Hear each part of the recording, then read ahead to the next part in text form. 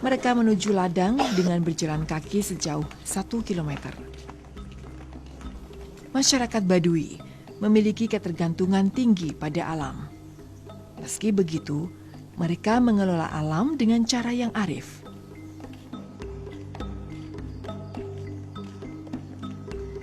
Masyarakat Baduy menerapkan pola pertanian dengan menggolongkan hutan sesuai fungsinya. Hutan untuk konservasi dan hutan untuk dimanfaatkan.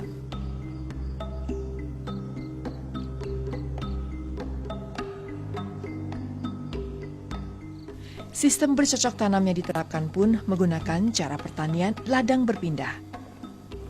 Masa awal pembukaan ladang baru biasanya berlangsung bulan Juli setiap tahun.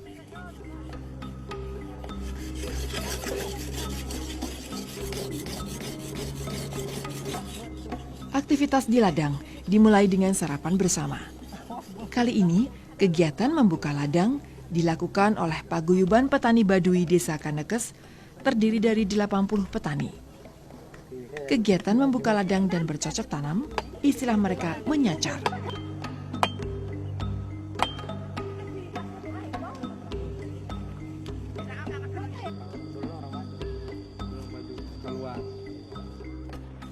Dipimpin seorang pamong atau panggiwa. Menyacar dilakukan secara bergotong royong seminggu sekali hingga tanah siap ditanami. Mayoritas masyarakat kami di Desa Kanekes itu tani satu utama beladang, menanam padi, tapi sekarang itu baru itu bikin bahan. Nah, karena menurut ramalan kami sebagai di desa kami itu mulai musim kemarau. Nah, itu belum waktunya bertanam gitu. Itu segala sesuatu itu harus diseimbangkan dengan alam.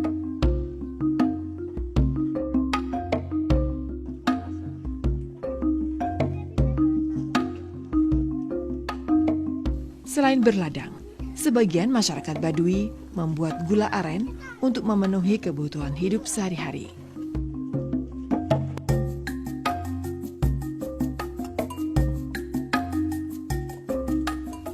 Mereka menyadap pohon aren yang tumbuh di lingkungan tempat tinggal mereka.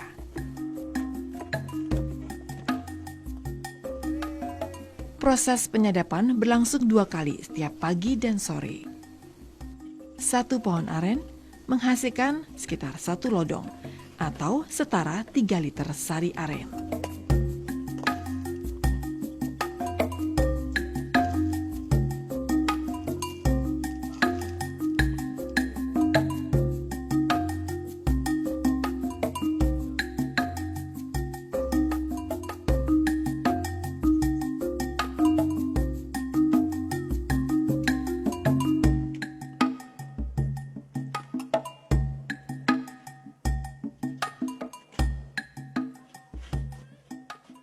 Cara mengolah sari aren sama seperti yang dilakukan petani gula aren umumnya. Sari aren dimasak selama 5 jam hingga mengental.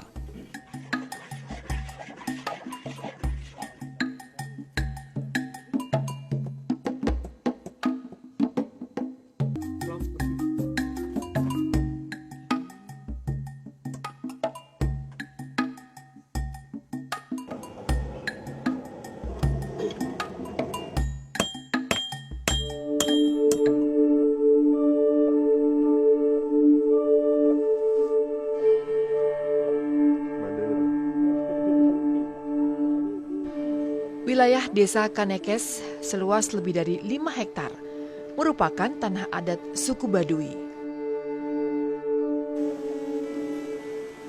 Wilayah seluas itu terbagi menjadi 2 wilayah. Masing-masing didiami suku Baduy luar dan suku Baduy dalam.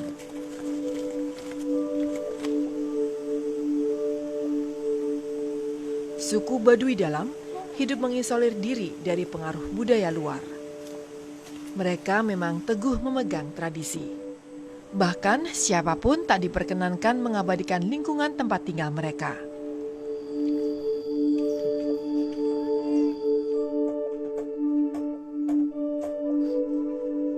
Masyarakat luar Baduy hanya bisa menemui mereka dikala mereka berkunjung ke Baduy luar. Mereka selalu berpakaian dan berikat kepala warna putih. Pakaian dan tas yang mereka kenakan dibuat sendiri dengan tangan. Kemana-mana mereka pergi dengan berjalan kaki dan tanpa menggunakan alas kaki. Mereka tidak boleh menggunakan sarana dari luar. Mereka juga tak mengenal uang. Jika ketentuan adat ini dilanggar, mereka percaya akan terkena pamali atau kualat. Sebagai contoh, Baduy dalam dan luar itu tina sejarah. Sejarah itu, mohon maaf ya, itu sejarah alam, sejarah buana itu ada sebagai satu contoh. Aya bumi soci lemah selaka, anu kahiji negara anu sampurna, itu di atas. Turuna kadunya itu bumi soci lemah selaka adalah wiwitan Baduy. Tak sebagai Baduy dalam itu tidak boleh mawa sebagai alat elektronik, antar sebagai foto, rekaman, alat-alat sebagai modern. Itu sebagai namanya itu bertapa, tapa saistakuna. Tapa sebagai itu mengimbangkan alam dan dunia modern.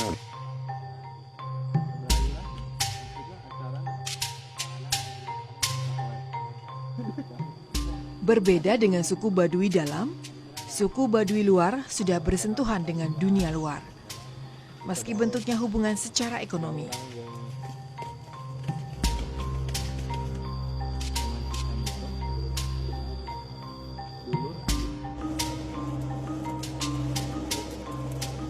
Selain mengandalkan hasil ladang, masyarakat Baduy punya usaha mandiri membuat golok.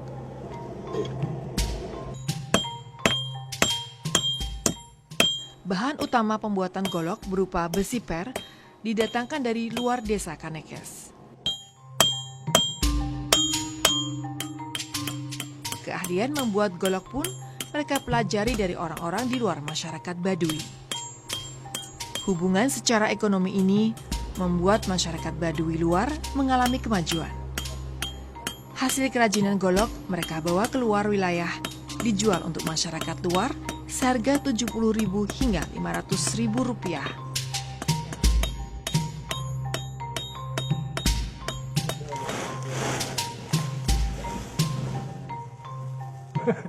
Begitu pula dengan hasil ladang. Dijual keluar wilayah Baduy melalui perantaraan seorang penampung. Transaksi tukar hasil ladang dengan uang dilakukan setelah ada kesepakatan harga. Pulang 2.000. Jadi masyarakat kami itu di tiap kampung itu sadar dagang kecil-kecilan, buka toko warungan, itu kan satu contoh gazebo kan di Kaduk Jangkung, Kaduk Ketuk, itu setiap kampung ada, mencukupi kebutuhan masyarakat anu sebagai sekitar kampung itu kan. Jadi tidak ada kekurangan menurut saya gitu. Dinas soal perdagangan antara barang masuk di pasar.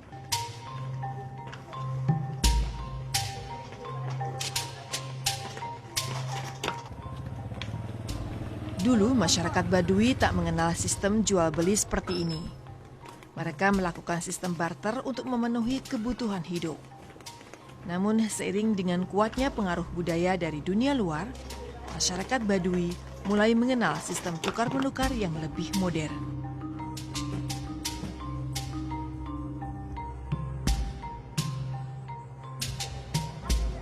Aktivitas jual beli biasanya berlangsung pagi hari. Hasil ladang diangkut dengan menggunakan transportasi modern menuju Rangkas Bitung. Jarak dari desa Kanekes menuju Rangkas Bitung lebih dari 30 km dengan waktu tempuh sekitar 2 jam.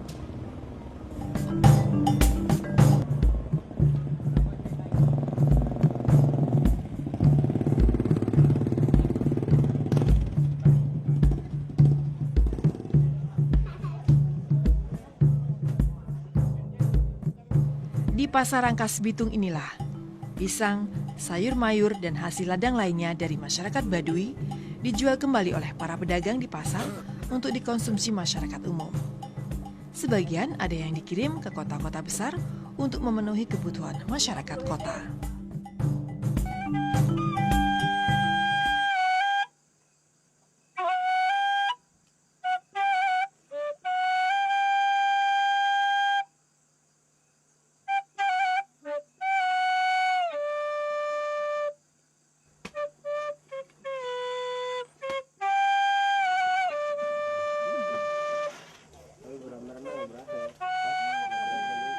Kehidupan bermasyarakat suku Baduy berjalan harmonis, seperti alamnya melingkupi tempat tinggal mereka, asri dan tetap terjaga kelestariannya.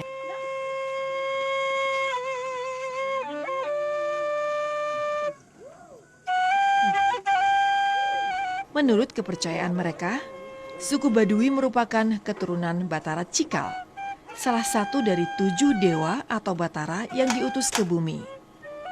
Asal-usul tersebut sering dihubungkan dengan Nabi Adam sebagai nenek moyang pertama. Masyarakat Baduy masih memegang kepercayaan warisan nenek moyang, bahwa mereka punya tugas menjaga harmoni alam.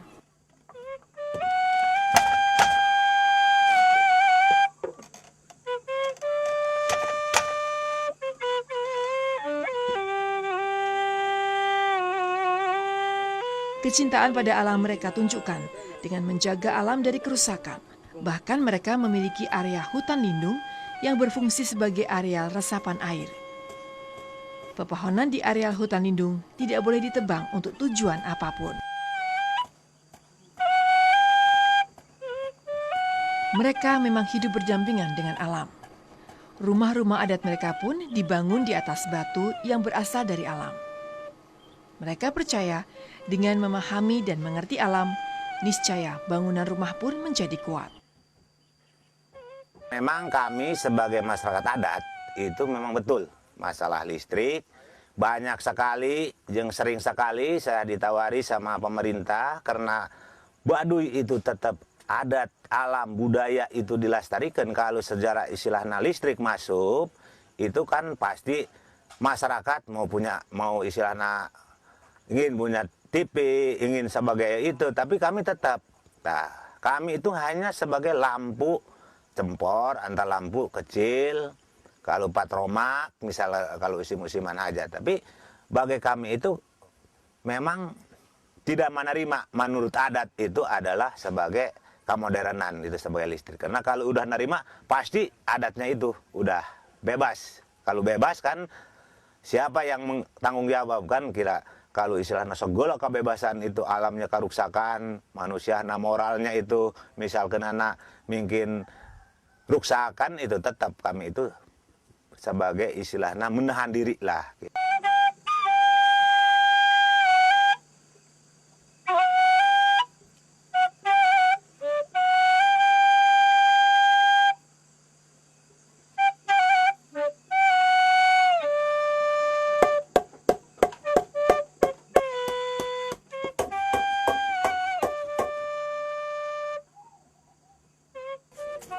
Kehidupan harmonis dalam bermasyarakat tercermin pula saat membangun rumah tinggal.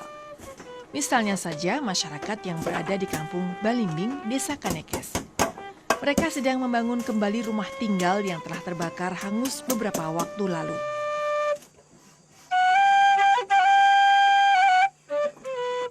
Semua bahan kayu dan bambu yang digunakan untuk mendirikan rumah adat didapat dari lingkungan sekitar.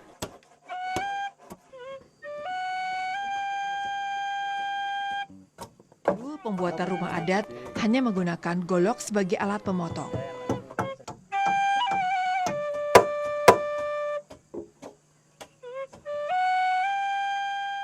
Meski demikian, masyarakat tetap mempertahankan nilai-nilai adat yang terkandung dalam bangunan rumah. Rumah adat mereka tidak berlistrik.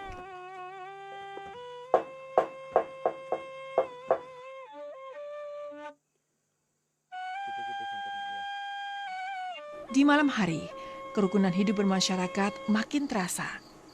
Kencangnya hembusan angin malam tidak menyurutkan aktivitas masyarakat untuk ronda. Meskipun Desa Kanekes lingkungannya aman dari aksi pencurian dan tindak kriminalitas lain, namun masyarakat merasa perlu untuk tetap berjaga-jaga